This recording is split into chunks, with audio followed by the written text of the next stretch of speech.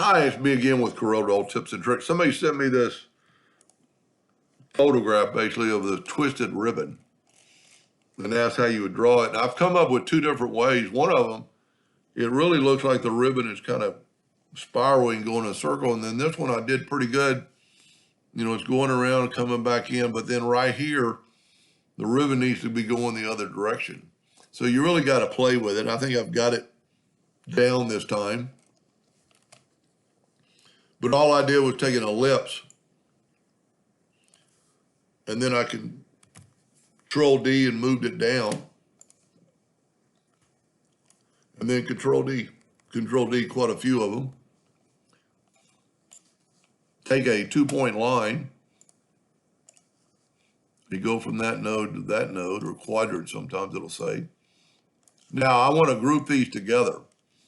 Control G, and it's also less than 5 inches, so I can set my nudge factor on 6. And then just take your Smart Fill tool and fill in where you think the ribbon should go.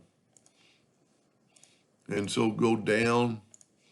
And this isn't where you're going to figure out which way the thing's going to turn. Whoop. But see, I've messed up somewhere. You know, I'm good to right there. Coming around, it's got to be there. There we go. It's just a little, so really can't have, you need to have an odd amount of ribbon.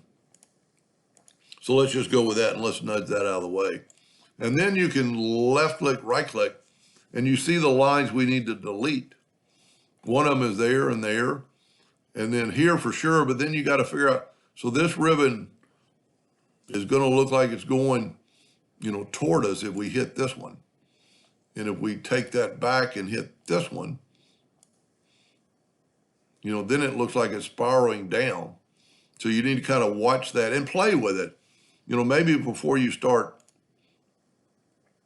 cutting lines, make a duplicate of that. We'll just go ahead and cut that off. And then here's kind of the fun part. That's not too bad. Take your Smart Fill tool and fill. So this should still be grouped together. Nope. Let's take away that Smart Fill. Let's group this together. Control G. Let's take the Smart Fill tool and just fill in all these parts. Then take your interactive fill tool, so check on the first one.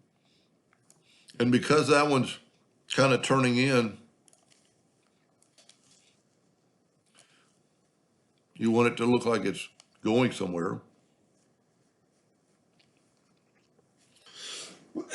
Excuse me. And then what's neat about this, you can take the attribute eyedropper and sample that and then put it in that one. It'll be exactly the same.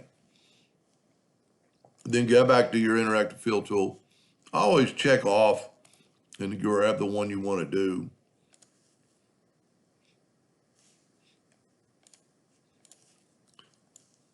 Now this one you probably don't want as much black. You just want to make it look like that. And then once again, you can use the attribute eyedropper on that one to put it there. Anyway, kind of looks like a twisted ribbon. Anyway, hope that helped. Thank you for watching.